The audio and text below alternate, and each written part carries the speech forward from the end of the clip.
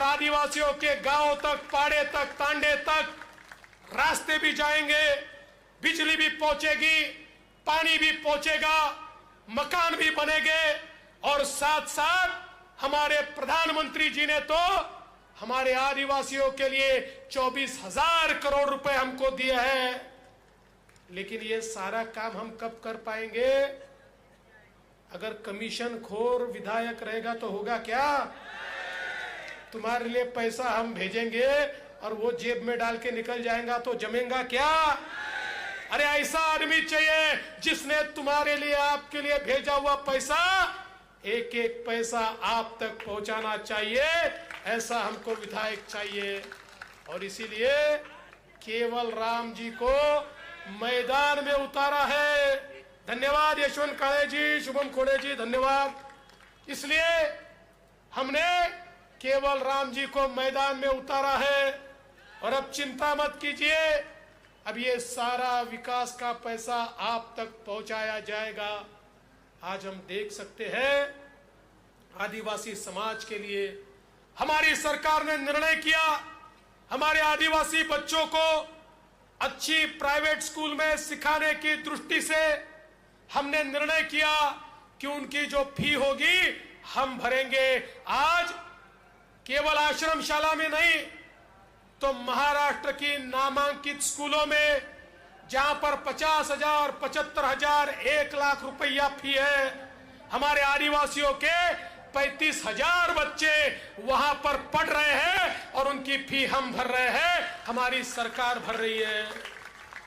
हमारी सरकार ने निर्णय किया अगर आदिवासी बच्चों को हॉस्टल में जगह नहीं मिलती तो हम लोग 40,000 से 60,000 रुपए तक उनको निर्वाह भत्ता देते हैं और उसके माध्यम से वो प्राइवेट रूम में रहकर, प्राइवेट मेस में खाना खाकर अपनी पढ़ाई पूरी कर सकते हैं। हमने निर्णय किया आदिवासी बच्चों को अगर उनमें मेधा है तो हमारे दुनिया की जो पहली 500 यूनिवर्सिटी है, फॉरेन यूनिवर्सिटी है, उसमें हमारा आदिवासी बच्चा पढ़ने को जाएगा और उसका कितना भी खर्चा हो, 50 लाख हो, 1 करोड़ हो, राज्य सरकार उसको देगा। हमारे 100 से ज्यादा बच्चे हर साल दुनिया की यूनिवर्सिटीज में जा रहे हैं और अपना नाम रोशन कर रहे हैं। आदिवासी समाज के पीछे हमारी सरकार पूरी ताकत के साथ खड़ी है। और दोस्तों, आज तो हम सबको ये गर्व है, देश के प्रधानमंत्री को शपथ दिलाने के लिए हमारी द्रौपदी मुर्मू जी राष्ट्रपति है। देश के मुख्य न्यायाधीश को अगर शपथ लेनी है तो द्रौपदी मुर्मू जी के सामने जाकर शपथ लेनी पड़ती है। इस देश के सर्वोच्च पद पर अगर कोई बैठा है तो हमारी आदरणीय द्रौपदी मुर्मू जी बैठी है। देश की आदिवासी महिला को सर्वोच्च स्थान पर बैठाने का काम हमारे नरेंद्र मोदी जी ने करके दिखाया है। और आज हमारी सरकार सभी के साथ खड़ी है। हमारे प्रधानमंत्री मोदी जी हमेशा कहते, हमारे देश को अगर विकसित करना है तो देश की जनसंख्या के 50% हिस्से को, यानी हमारी महिलाओं को सामाजिक आर्थिक क्रांति के केंद्र बिंदु पर हमको लाना होगा। मोदी जी ने बेटी बचाओ बेटी पढ़ाओ से लेकर लखपति दीदी तक का कार्यक्रम तैयार किया। आज महाराष्ट्र में 11 लाख बहनें लखपति दीदी बन चुकी हैं। लखपति दीदी का मतलब है मोदी जी की योजनाओं से जो हर साल 1 लाख रुपए से ज्यादा पैसा कमाती है। अब 11 लाख से 25 लाख तक जाना है और अगले 3 सालों में महाराष्ट्र की 1 करोड़ बहनों को लखपति दीदी हमको बनाना है। और मैं चाहता हूं हमारे मेड़घाट की भी हमारी बहनें ये लखपति दीदी बने। ये हमारा यहाँ पर कार्यक्रम होने वाला है। हमारी सरकार ने लेक लाड़की जैसी योजना लाई। इस योजना के तहत हमने निर्णय किया अगर घर में बच्ची पैदा हो, लड़की पैदा हो, तो लड़की के जन्म का स्वागत होना चाहिए। जिस घर में लड़की पैदा होगी, जन्म के साथ 5,000 रुपया, पहली क्लास में जाएगी 5,000 रुपया, 7वीं क्लास में जाएगी 7,000 रुपया, 11वीं क्लास में जाएगी 8,000 रुपया, 18 साल की होगी 75,000 रुपया, 1 लाख रुपया उस घर को मिलेगा जिसके यहाँ बेटी पैदा होगी। वो बेटी नहीं लक्ष्मी है, ये भावना तैयार होनी चाहिए। ये निर्णय अपनी सरकार ने लिया। इतना ही नहीं, हमारी बच्चियों को उच्च शिक्षा मिले। आज उच्च शिक्षा लेनी है, डॉक्टर बनना है, इंजीनियर बनना है, 2 लाख 3 लाख 4 लाख की फी है। हमारे गरीबों के घरों में अगर पढ़ाने की बात आती है तो बेटे को तो पढ़ाया जाता है और बेटी को कहा जाता है, बेटी तू तो शादी करके जाने वाली है, हमारे पास एक को ही पढ़ाने का पैसा है, हम बेटे को पढ़ाएंगे, बेटी होनहार हो तब भी बेटी को नहीं पढ़ाया जाता। लेकिन हमारी सरकार ने निर्णय लिया, हमने माँ बाप को बोला कि आपकी बेटी को अगर आप नहीं पढ़ा सकते तो चिंता मत करो, बेटी के मामा मुंबई के मंत्रालय में बैठे हैं, बेटी के मामा उसको पढ़ाएंगे। और बेटियों को उच्च शिक्षा में पूर्ण फी हमने भरने का निर्णय किया।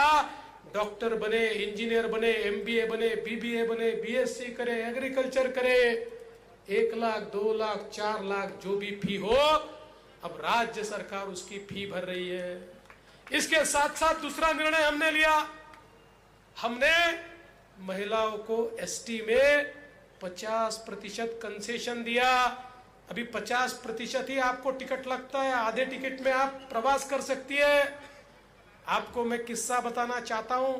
ये निर्णय जब लिया तो ST के लोग हमारे पास आए और कहने लगे कि यहां पर आप ST में 50% कंसेशन मत दो, हमारी ST पहले ही नुकसान में है, ये और नुकसान में चली जाएगी।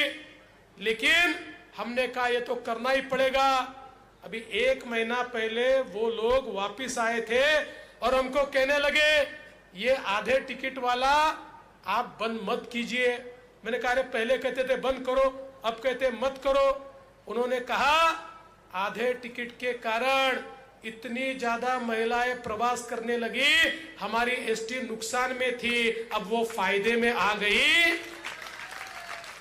फिर मैंने जरा पता किया कि ये क्या हो रहा है, तो मेरे ध्यान में आया हमारी जो लाडली बहनें हैं उन्होंने अब हमारे जीजा को बोलना चालू किया, अरे अगर तालुका जाना है, जिला जाना है तो मैं ही जाऊंगी, तुम जाते हो तो टिकट भी दुगना लगता है, वहां जाकर तंबाकू खाते हो, पान खाते हो, खर्रा खाते हो, क्या क्या करते हो, पैसा खराब करते हो, मैं जाती हूँ तो पैसा बचा के आती हूँ। हमारी बहनें ही आगे निकल रही है। और इसके साथ साथ अपनी सरकार ने एक महत्वपूर्ण निर्णय किया, हमारी बहनों को लाडली बहन मुख्यमंत्री माझी लाड़की बहन योजना के तहत 1500 रुपए महीना देने की शुरुआत अपनी सरकार ने यहां पर की। बहनों, जिस समय हमने निर्णय लिया, ये कांग्रेस के, शरद पवार के, उद्धव ठाकरे के लोग कहते थे योजना चलेगी नहीं, शुरू होगी नहीं, पैसा जाएगा ही नहीं। लेकिन हमने हमारे 2.5 करोड़ बहनों के खातों में नवंबर तक का पैसा डाल दिया। इनके चेहरे छोटे छोटे छोटे हो गए। लेकिन ध्यान में रखना, हम जैसे आपके सगे भाई हैं वैसे आपके सौतेले भाई भी हैं। ये आपके कांग्रेस वाले, ये उबाठा वाले, ये शरद पवार वाले, ये प्रहार वाले, ये सारे आपके जो सौतेले भाई है ना, ये कोर्ट चले गए, कोर्ट, और कोर्ट में जाकर कहा ये लाडली बहना योजना बंद कर दो, इससे पैसा बर्बाद हो रहा है। लेकिन हमने कोर्ट में लड़ाई लड़ी और कोर्ट ने लाडली बहना योजना बंद करने से मना कर दिया और कहा ये योजना चलती ही रहेगी। और अब तो आपके आशीर्वाद से वापिस सरकार आएगी तो हमारी लाडली बहनों को 1500 नहीं 2100 रुपया उनके खातों में मिलेगा। ये निर्णय हमारी सरकार ने किया है। हमारे किसान भाइयों को हमने निर्णय किया, 1 रुपए में फसल बीमा दिया, 8000 करोड़ रुपए हमने दिए। हमारे किसान भाइयों को हमने निर्णय किया बिजली मुफ्त में देने का। अब हमारे किसान भाइयों को अगले 5 साल तक बिजली का बिल नहीं देना पड़ेगा, ये हमारा निर्णय है। साथ में मांगे उसको सौर पंप दे रहे हैं, जो किसान मांगेगा उसको देंगे। 10% पैसा उसका, आदिवासी होगा तो 5% पैसा उसका, 95% पैसा हम देंगे। अगले 25 सालों तक आपको 24 घंटे बिजली मिलेगी और 1 पैसे का भी बिल नहीं भरना पड़ेगा। और इसके साथ साथ हमने सौर कृषि वाहिनी योजना लाई। किसानों के लिए देश की पहली किसान बिजली वितरण कंपनी महाराष्ट्र में तैयार की। 14,000 मेगावाट की सौर ऊर्जा निर्मित शुरू की। 18 महीनों में यह निर्मित पूरी होगी। महाराष्ट्र के हर किसान को दिन में 12 घंटे हम बिजली देंगे, अखंडित बिजली देंगे, बिना रोक के बिजली देंगे। और इसके साथ साथ एक और निर्णय हमने किया। हम देखते कई बार हमारे सोयाबीन का, हमारे कपास का भाव एमएसपी से नीचे चला जाता है। हमारे किसानों को इसका खामियाजा भुगतना पड़ता है। हमने पिछले समय जब ये भाव नीचे गया तो भावांतर योजना के अंतर्गत 5,000 रुपया हमारे कपास वालों को, सोयाबीन वालों को दिया। लेकिन अब तो हमने निर्णय किया है, हमने घोषणा की है, आने वाले सालों में जब भी सोयाबीन का या कपास का भाव एमएसपी के नीचे जाएगा तो दोनों में जितना अंतर होगा उतना पैसा सीधा किसान के खाते में सरकार जमा करेगी। हमारे किसानों को कम दाम नहीं देना पड़ेगा। और इसके साथ साथ एक और निर्णय अपन ने किया है, आपके आशीर्वाद से वापिस सरकार आएगी तो किसानों को पूर्ण कर्जा माफी की जाएगी। पूर्ण कर्जा माफी किसानों को करने का निर्णय भी अपनी सरकार ने लिया है। दोस्तों, ये आपकी सरकार है, ये गरीबों की सरकार है, ये किसानों की सरकार है, ये दलित आदिवासियों की सरकार है, ये ओबीसी की सरकार है। हमारे मेलघाट में रहने वाले हमारे जो गौली समाज के लोग हैं, उनकी भी जो शिकायतें हैं उनको भी दूर करने का काम हमारी सरकार करके दिखाएगी।